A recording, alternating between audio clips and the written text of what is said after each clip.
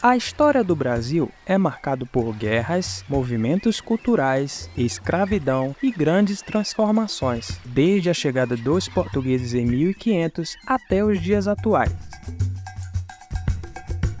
Existem evidências da presença de humanos em territórios brasileiros há pelo menos 12 mil anos.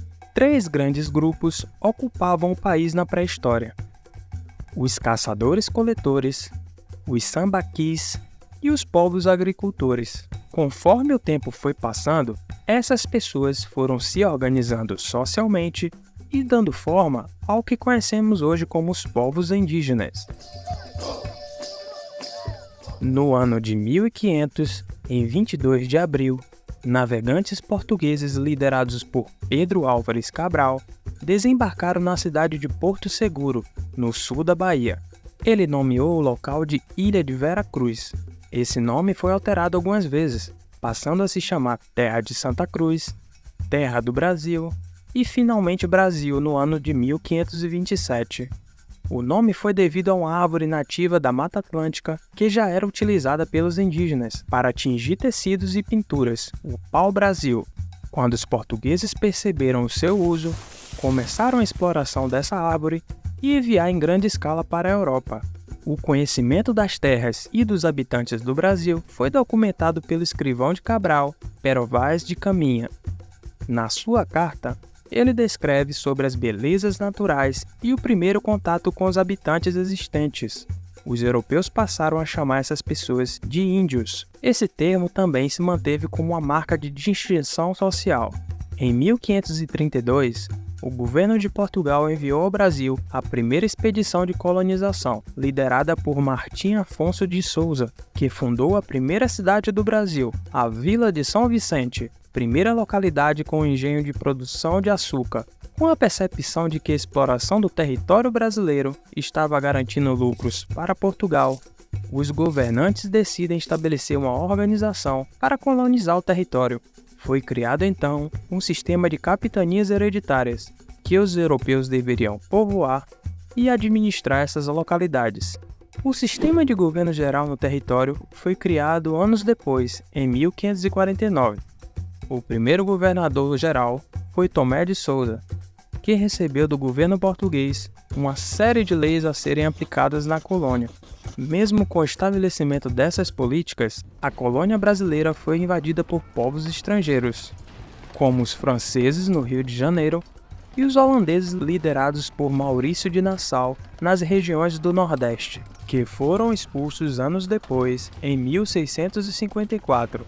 Alguns outros conflitos também foram destaques na formação do nosso país: a Guerra contra o Paraguai, Inconfidência Mineira, a Conjuração Baiana e a Guerra dos Farrapos.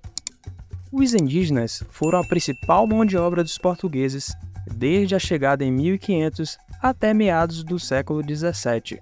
A escravização dos indígenas, apesar de mais barata, foi considerada problemática.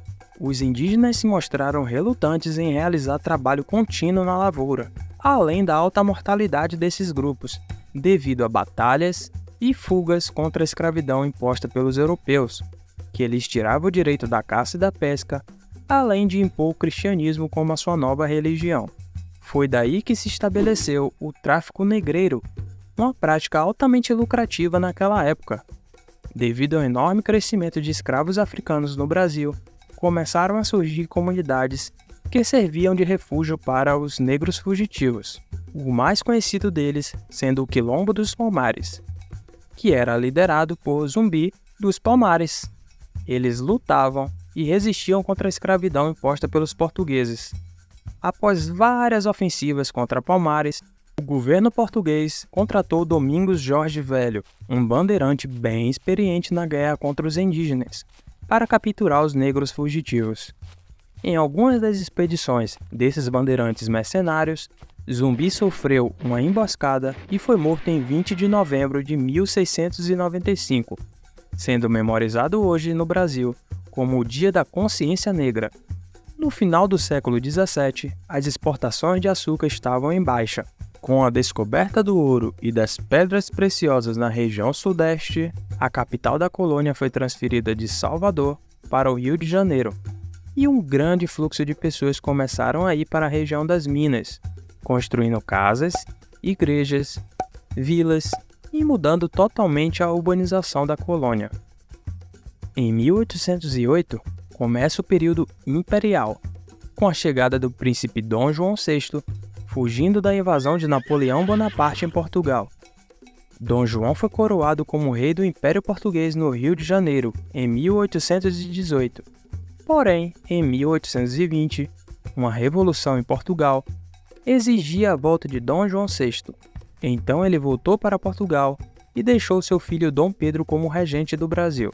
No dia 9 de janeiro de 1822, Dom Pedro declarou publicamente que se negava a acatar as ordens da Corte de Portugal para retornar ao país, o que ficou conhecido também como o Dia do Fico.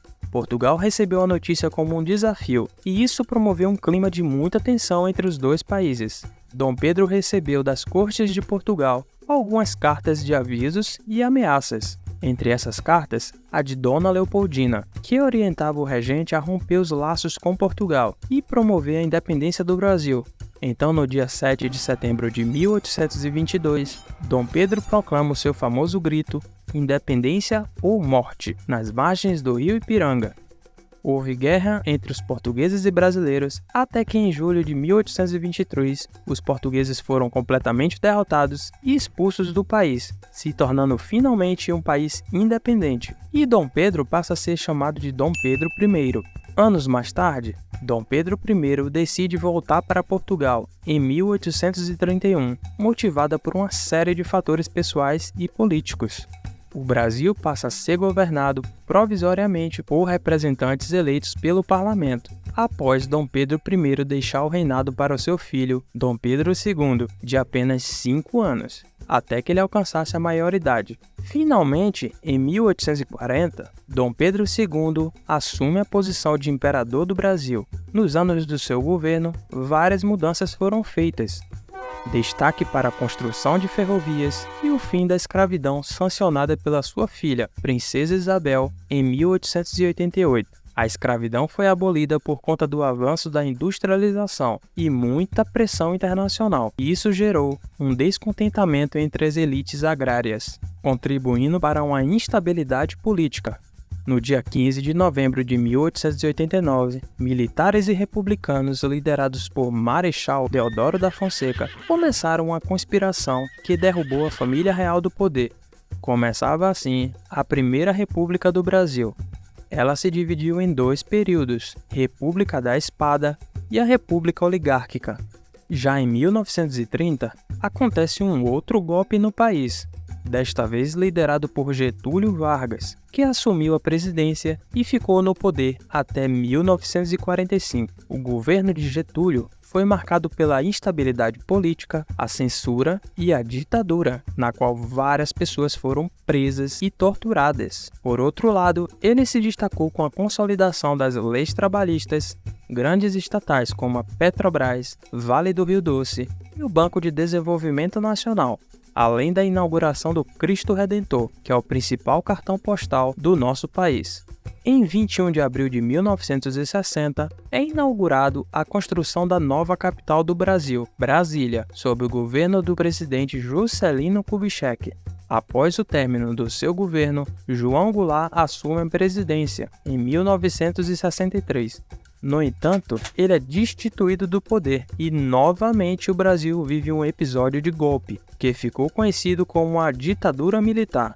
O regime adotou uma série de atos institucionais que ampliavam poderes ao governo, suspendiam direitos políticos e determinavam eleições indiretas. Foi um período de muitas transformações políticas e sociais, marcados por torturas, prisões e mortes. A partir dos anos 80, a luta pelo retorno das eleições diretas ganhou força e finalmente foram aprovadas pela Constituição de 1988, que determina a realização de eleições a cada 4 anos. A primeira eleição para presidente após o período da ditadura ocorreu em 1989 e Fernando Collor de Mello foi o eleito.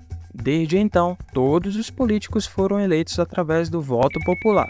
Lembrando que este vídeo é apenas um resumo dos principais acontecimentos da história do nosso país. Curta e se inscreva para não perder mais nenhum conteúdo. Obrigado e até mais!